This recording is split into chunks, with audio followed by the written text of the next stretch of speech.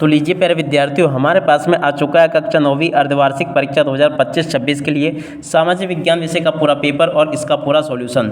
जी हाँ प्यारे बच्चों, आप लोग यहाँ पर इसको देख कर जा सकते हो। जैसा पेपर मैं आपको बताऊंगा ना, ठीक वैसा का वैसे क्वेश्चन पेपर आपको परीक्षा में देखने को मिलेगा। एक भी क्वेश्चन का आंसर प्यारे बच्चों यहाँ से आपका मिस नहीं होगा। तो चलो अपन जल्दी से आगे बढ़ते हैं, समझते हैं कि कक्षा 9वीं का आपका सामाजिक विज्ञान विषय का पेपर आपको परीक्षाओं में देखने को कैसा मिलेगा। A to Z प्यारे बच्चों मेरे द्वारा यहाँ पे आपको पूरा का पूरा क्वेश्चन पेपर विद सॉल्यूशन के साथ में बताया जाएगा। एक भी क्वेश्चन का आंसर प्यारे बच्चों यहाँ से आपका मिस नहीं होगा। तो चलो अपन जल्दी से आगे बढ़ते हैं, समझते हैं कक्षा 9वीं अर्धवार्षिक परीक्षा के सामाजिक विज्ञान विषय के पूरे पेपर को और इस पेपर के पूरे सॉल्यूशन को, ताकि प्यारे बच्चों आपको पूरा का पूरा क्वेश्चन पेपर अच्छे से समझ में आ सके।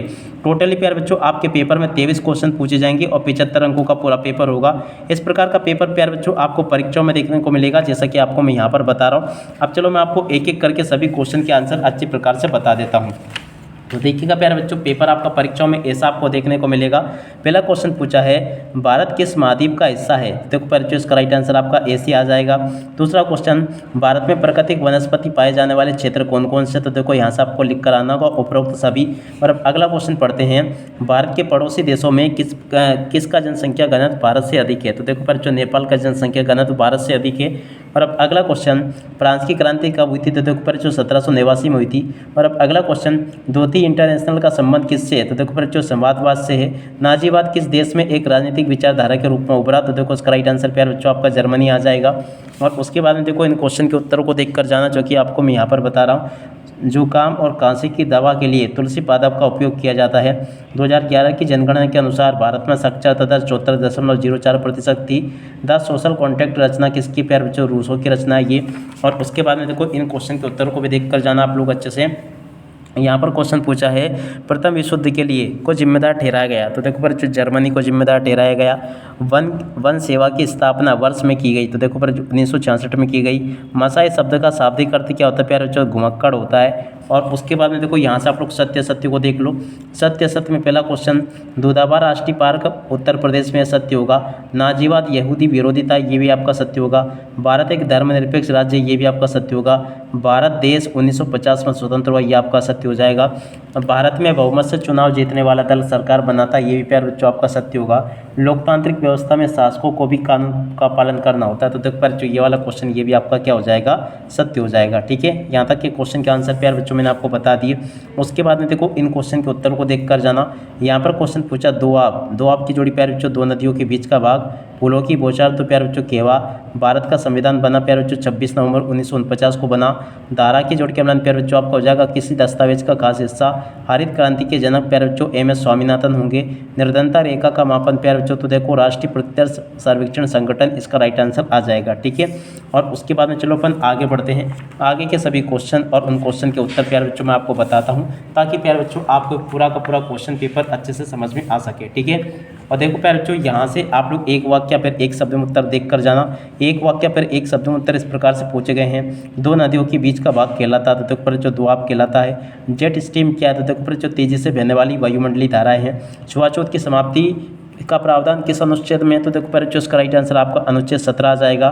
निर्धनता से क्या आशय है? तो देखो पर जो मूलभूत सुविधाओं की प्राप्ति नहीं कर पाना ही निर्धनता होती है। ठीक है, और अब अगला क्वेश्चन, मनरेगा का क्या उद्देश्य है? तो देखो पर जो राष्ट्रीय ग्रामीण रोजगार गारंटी योजना या उपलब्ध करवाना। तो देखो पर जो मनरेगा का उद्देश्य है, देखो रोजगार उपलब्ध करवाना। ठीक है ना, यहाँ से आपको क्या लिख कर आना होगा? मनरेगा का उद्देश्य क्या प्यारे बच्चों? रोजगार उपलब्ध करवाना इसका उद्देश्य होगा। और अब अगला क्वेश्चन, बफर स्टॉक क्या है?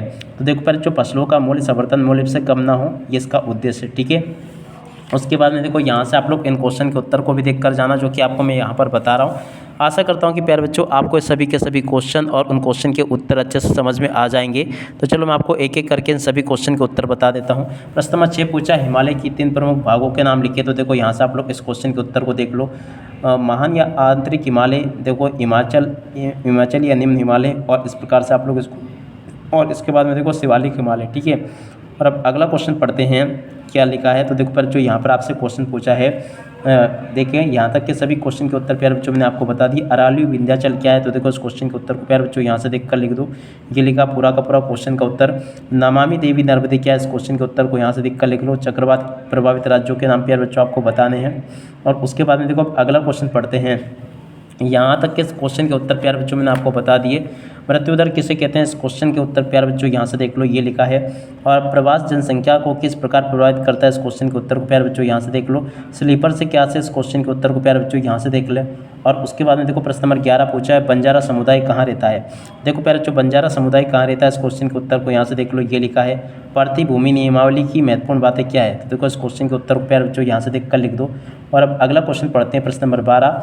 देखो संविधान सभा क्या है, तो देखो इस क्वेश्चन के उत्तर को यहाँ से देख कर लिख दो, ये लिखा है। संघीय सरकार किसे कहते हैं, इस क्वेश्चन के उत्तर को प्यारे बच्चों यहाँ से देख कर लिख दो। और अब अगला क्वेश्चन पढ़ते हैं, प्रश्न नंबर 13। आम चुनाव क्या होते हैं, तो देखो प्यारे बच्चों आम चुनाव क्या होते हैं, इस क्वेश्चन के उत्तर को यहाँ से देख दो। उपचुनाव क्या है। और इसके बाद में देखो अगला क्वेश्चन पढ़ते हैं, प्रश्न नंबर 14। धर्मनिरपेक्ष राज्य क्या है, देखो इस क्वेश्चन के उत्तर को यहाँ से देख लो। और संवैधानिक उपचारों का अधिकार क्या है, इस क्वेश्चन के उत्तर को प्यारे बच्चों यहाँ से देख लो। और इसके बाद में चलो अपन आगे बढ़ते हैं, आगे के सभी क्वेश्चन और उन क्वेश्चन के उत्तर और मैं आपको बता दूँ। तो देखो आगे आपके पेपर में क्वेश्चन पूछे हैं, छोटे किसान किसे कहते हैं, तो देखो पर छोटे किसान किसे कहते हैं, इस क्वेश्चन के उत्तर को यहाँ से देख लो, ये बता दिया मैंने आपको। निर्धनता रेखा से क्या से, इस क्वेश्चन के उत्तर को यहाँ से देख लो। और अब अगला क्वेश्चन पूछते हैं, देखा है देख सकते हो प्यारे बच्चों, भारत में सर्वाधिक गरीब जनसंख्या वाले राज्य, तो देखो इस क्वेश्चन के उत्तर को यहाँ से देख कर लिख दो। और खाद्य सुरक्षा की आवश्यकता क्या, इस क्वेश्चन के उत्तर को यहाँ से लिख दो। बंगाल में अकाल से सबसे अधिक कौन लोग प्रभावित हुए, इस क्वेश्चन के उत्तर को यहाँ से देख कर लिख देना। और अब अगला क्वेश्चन प्यारे बच्चों देखते हैं, 18वें क्वेश्चन पूछा प्यारे बच्चों, भारत को उपमहाद्वीप की संज्ञा क्यों दी जाती है, तो देखो प्यारे बच्चों भारत को उपमहाद्वीप की संज्ञा क्यों दी जाती है, इस क्वेश्चन के उत्तर को यहाँ से देख कर लिख देना पूरा। और हिंद महासागर में देखो प्यारे बच्चों भारत में हिंद महासागर में भारत की केंद्र स्थिति होने के कोई 3 लाभ लिखे, तो देखो इस क्वेश्चन के उत्तर को प्यारे बच्चों यहाँ से देख कर जाना आप लोग अच्छे से, पूरा का पूरा मैंने बता दिया आपको। और उसके बाद में देखो अगला क्वेश्चन पढ़ते हैं, 19वां। बोल्शेविकों ने अक्टूबर क्रांति के बाद कौन से प्रमुख परिवर्तन किए, तो देखो इस क्वेश्चन के उत्तर को यहाँ से देख कर लिख दो। और पूरा का पूरा प्यारे बच्चों आपको परीक्षाओं में इसको इस प्रकार से लिख कर आना होगा, जैसा कि मैं आपको यहाँ पर बता रहा हूँ, ठीक है। यहाँ तक कि प्यारे बच्चों आपको मैंने सभी क्वेश्चन के आंसर बता दिए। रूसी क्रांति क्या, इस क्वेश्चन के उत्तर को यहाँ से देख लो। प्रश्न नंबर 20 के उत्तर को यहाँ से देख लो। इस प्रकार से प्यारे बच्चों यहाँ तक के A to Z सभी क्वेश्चन मैंने आपको बता दिए हैं, ठीक है। और उसके बाद में देखो आगे आपके पेपर में क्वेश्चन पूछा है, भारत के संविधान में संशोधन कैसे होता है, तो देखो इस क्वेश्चन के उत्तर को यहाँ से देख लो।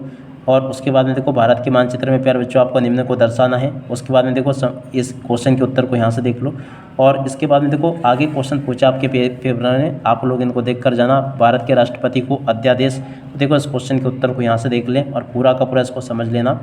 और इसके बाद में देखो 23वां क्वेश्चन पूछा है, आर्थिक एवं गैर आर्थिक क्रियाओं को उदाहरण सहित आपको समझाना था। देखो बच्चों आर्थिक गैर आर्थिक क्रियाओं को यहाँ से आप लोग देख लें और पूरा का पूरा इसको समझ लेना। प्राथमिक द्वितीयक तृतीयक क्षेत्रक में कौन सी आर्थिक क्रिया संचालित होती है, इस क्वेश्चन के उत्तर को प्यारे बच्चों यहाँ से देख ले, ये भी मैंने आपको अच्छे से बता दिया है।